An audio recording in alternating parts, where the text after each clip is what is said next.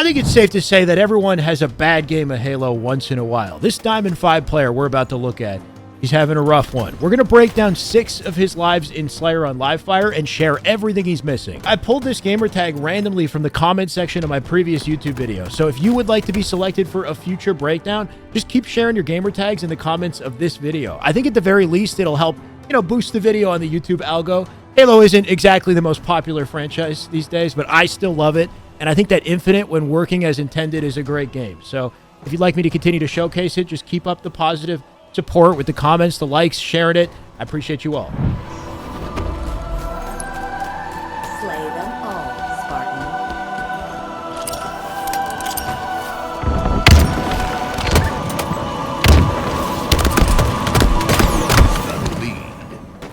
I like what I see off the opening strat here. You can tell this player is intentional. They know what they want to do off the opening. We've got a 3-1, 3 on the left side, and then 1 playing out the right side. This player on the right is playing slow, which I like. He's alone. He should play slow here. And then as we push up, we're nading out to A-plat to deny the sniper push while collecting the nades that spawn here at the same time. You can get a total of 4. So my only gripe with this strat is he actually only collects 3 and then throws the 3rd one out and leaves 1 behind. So just having that extra layer of discipline to make sure you back up enough to stand on top of the plat and throw your 2 out, collect 2, because that extra nade is just good firepower here. And then we need to make sure we're paying attention to all the little awareness cues here. So our teammates and where they're going in the kill feed, which we can't see in theater, but who's dying, who's staying up, right? So one of our teammates went bottom mid. The other one went top mid. So we actually have no sights on this left-hand side of the map. And the moment that you're really going to notice this is as this kill comes out through top mid. So that shows up in the feed. It's a 3v3 on the map right now. Right in front of him is his teammate, Shake and Bake, coming up through bottom mid here. That tells me that this entire left lane, we have no information. There's a nade sailing out through cuts as well, which is a good indication there could be an enemy here also. So you have to be very quick to catch these little awareness cues and know how to position yourself to ensure that you don't die or you don't take free damage. This player kind of catches it slightly too late, and here we are out in the open. He does land a good shot here. We then take this fight to the death. I wouldn't, right? Like the moment that you start taking damage in this fight, you're losing this. Often at this level, I find that players will try to strafe and shoot their way through a losing battle, when what I think is more important is to just recognize that you are at a disadvantage quickly and back out and stay alive. You can shoot your way out while you jump to the left to stay alive, so you can take advantage of your teammates who are near you to support you. Just living in this situation would do so much more, I think. And then as you die, make sure you're doing everything you can to give your teammates the information. So ping right before you die if you can, if you have that set on a paddle, or call it out if we've got our mic on. Obviously, comms are helpful. For whatever reason, our teammate here, Shake, is just not, catching the location of this guy right away. Maybe he doesn't have the audio cue. We don't see him, and he sort of just jumps and walks backwards, and then 2 kills go down for the price of 1, right? Like this player, there's no reason why this guy should be getting out 1 shot, getting the sniper and the repulse all at the same time here. So I think it's just a combination of awareness and then making sure you're doing everything you can to outline where this player is so our teammates can pick it up. Active camo inbound.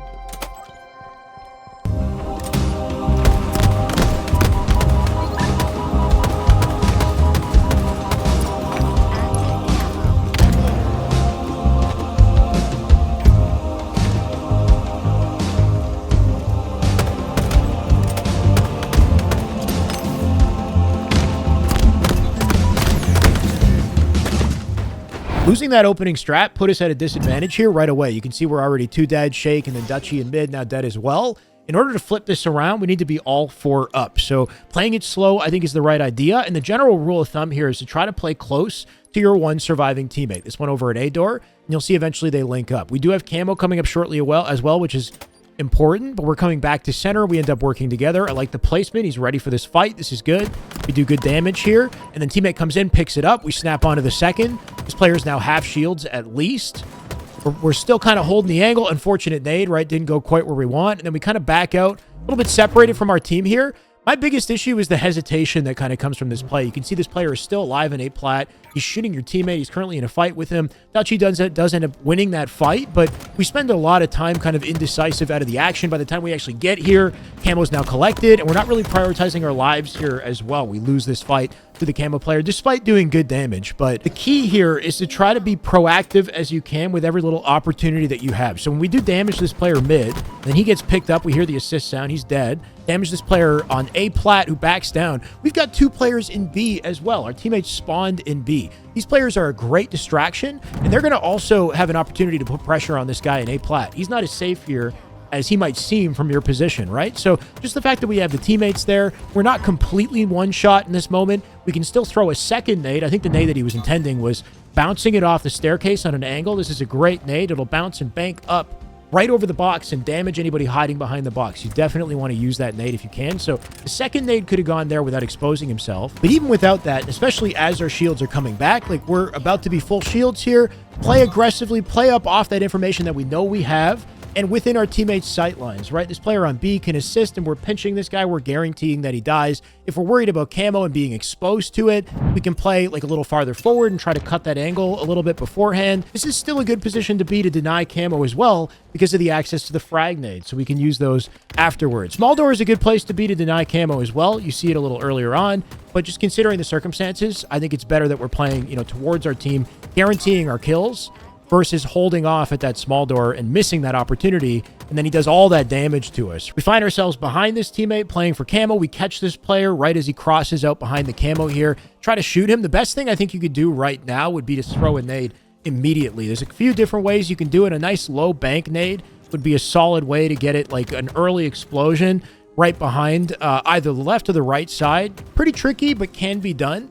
You can also, from behind the scoreboard with full cover, bank a nade off the grating on the wall here and get that behind the turbine as well. There's a few different ways to use the walls. Just make sure you're stepping forward before you throw the frag.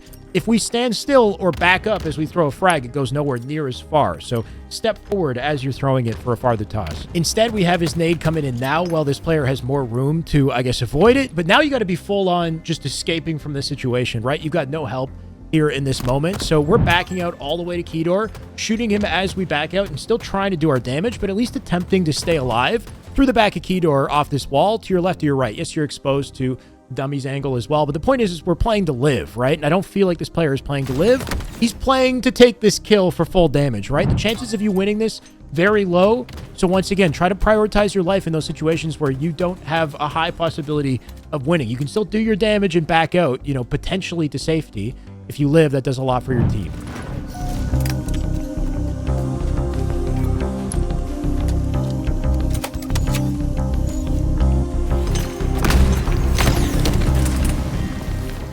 While you're dead, make sure you're paying attention to what's happening on the map. Who's living, who's dying. Our teammates did great work picking up off your damage and killing camo, killing 2 players shortly after you died. Those players are going to spawn shortly, and based off our spawn location here in dummies and the location of our team on the left-hand side, that spawn's going to be over in B. Yes, there's somebody currently fighting on A plat, but the fact that he's in an existing gunfight is going to force the spawn somewhere farther behind him. It could be, over towards big door, back B. We don't know for a fact that this guy is here, but just note that, where you spawned, where your teammates are, it's highly likely B is an open spawn, or at least an unsafe location on the map. And that's something you want to check as you clamber. While you come up, watch nest like a hawk. Watch training as well. I even recommend pre-nading it because if you're paying attention to timing in this moment, there's a high likelihood somebody could come up your nest. So it's just something you want to be hyper aware of. And this player isn't aware of it right away. They're thinking about A plat, maybe the communication of the fact that the player is here, which is fine.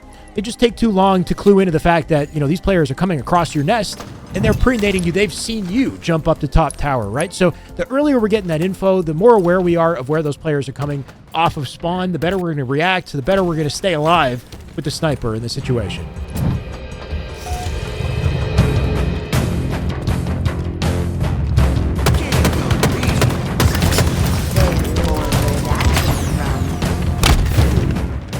We spawned in A, and our entire enemy team is on the opposite side of the map in tower. So what this tells us is that the enemy is putting so much pressure on tower that it flipped the spawn and sent you to the other side of the map. So you are actually pretty safe here in A, and this is an indication that you can fly up on your lane and play aggressively. Just be careful as you do this. Make sure we're paying attention to kill feed, and we understand whether or not our team is winning or losing this fight. We are winning it right now. These players are dying. Another one dies in mid. It is currently a 3v1 on this map. I'm challenging this player with full confidence. I would play up on this guy right up on top of the box and kill him from on top of the box. This gives me access to a curb slide that I can use to reconnect with the team as fast as possible afterwards. What's interesting about the situation, though, is that both spawns on B and OS are open because of the way that we're positioned, right? We're blocking A by being in A.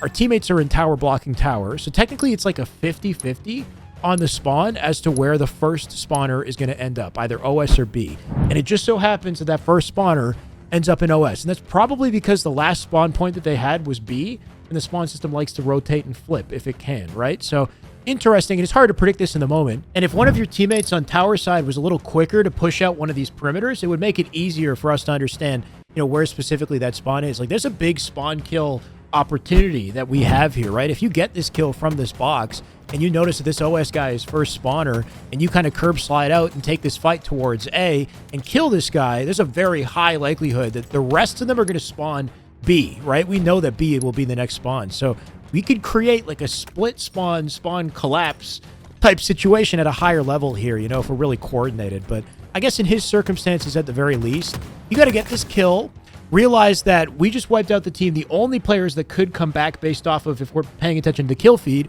are players either spawning in the back of B or over on OS. So we don't need to be nading over pillars. Notice how he's just kind of nading twice to pillars. And then catch the damage indicator quickly to figure out where this enemy is. That indicator is telling us this player is behind us at OS right now. So being very quick to just get out towards A plat to safety to cut that sight line, and watch B as you do it, because those spawns, they might still flip depending on how our teammates are kind of playing this.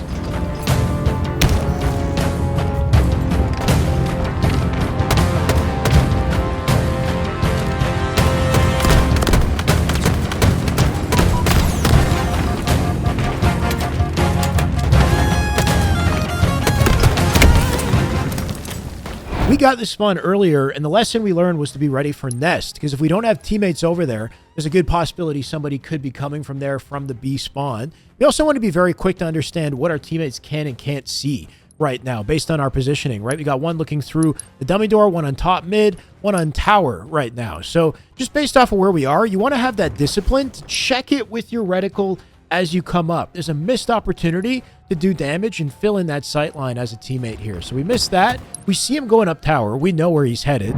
This is a really good opportunity to use a technique called a nade clamber. You want to jump and throw a nade before the clamber. This gets your nade animation out and cuts it with the clamber so that by the time you get to the top of the edge, you're ready to shoot immediately, and you get the extra damage of the nade in advance here. So we could really cut this guy up and make him one shot before this fight begins.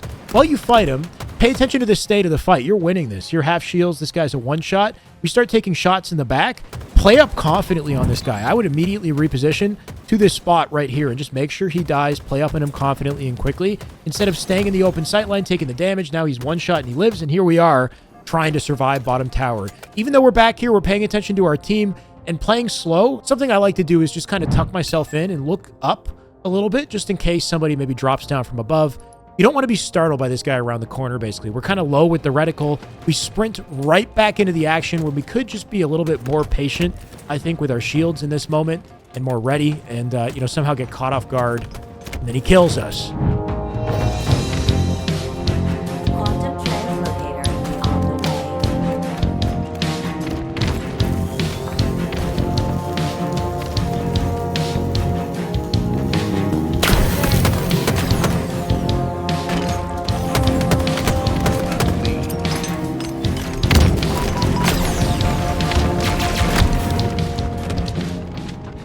Most of the time when you spawn here in bottom nest, the best play to make is to just immediately go right up to top nest.